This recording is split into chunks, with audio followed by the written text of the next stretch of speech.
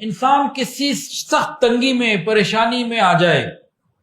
سمجھے کہ اس کی کشتی ڈوب رہی ہے، اس کے کاروبار کی کشتی ڈوب رہی ہے، اس کی تعلقات کی کشتی ڈوب رہی ہے، اور اس کی زندگی کی کشتی ڈوبنے لگی ہے، اس کی مالی وسائل کی یا کی عزت کی کشتی ڈوب رہی ہے،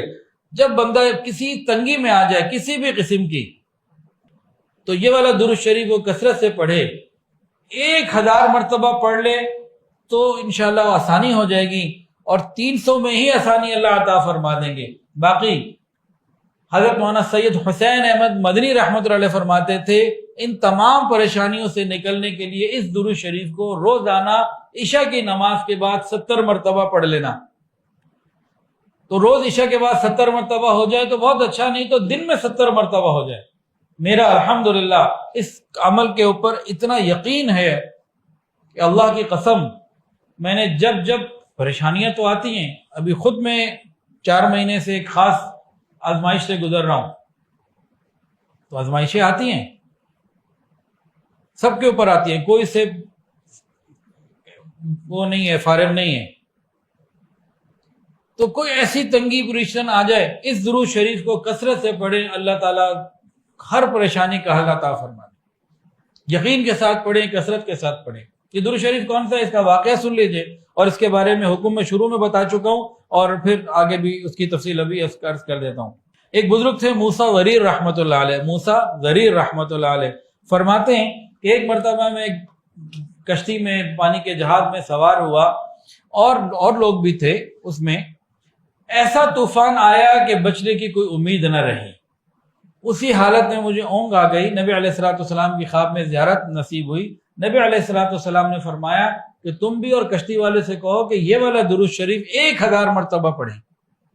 خواب میں نبی کریم صلی اللہ علیہ وآلہ وسلم نے اس درود شریف کو، اس کا نام ہے درود تنجینا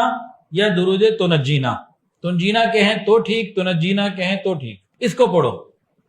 کہتے ہیں میں نے خواب میں زیارت ہوئی، نبی علیہ السلام نے مجھے سکھا دیا تھا، مجھے یاد ہو گیا، اللہ نے یاد کرا دیا، ہم سب نے پڑھا، ابھی 300 مرتبہ ہی پڑھا تھا کہ وہ ہواؤں کو سکون آ گیا اور وہ خطرہ ٹل گیا۔ تو انتہائی مجرب اور انتہائی مفید ہے، اور ہمارے مشائخ کے معمولات میں بھی یہ شامل ہے،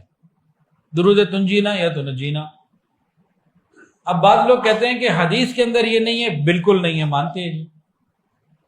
ہم نے تو اس کے لیے بخاری مسلم یا کسی حدیث کا ریفرنس تو نہیں دیا، جو ریفرنس ہے وہی دیا، اور 2-4 نہیں، لاکھوں نہیں، کروڑوں لوگوں کو اس سے فائدہ ہوا، اور جو فائدے کی گارنٹی، جو فائدے کی تفصیل سنانے والے لوگ ہیں ان میں سے اکثر سارے کے سارے جو ہیں وہ متقی علماء اور مشائخ اور اللہ والے۔ تو یہ بھی ایک حقیقت ہے، اس کو نہیں ہم رد کر سکتے۔ ہاں اگر کسی کا دل ہے کہ نہیں میں نے صرف وہی درود شریف پڑھنا ہے جو حدیث کے اندر آیا، تو ٹھیک ہے وہ پڑھ لے، لیکن اس کو رد نہ کرے، اس کا انکار نہ کرے۔ درود شریف، درود تنجینا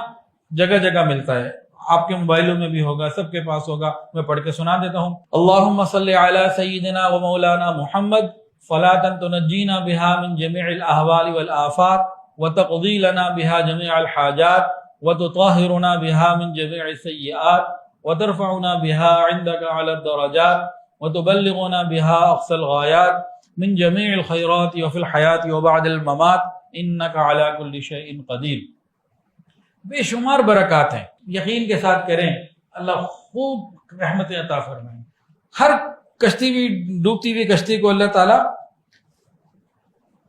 ڈوبنے نہیں دیں گے، کنارے پہنچا دیں گے انشاءاللہ۔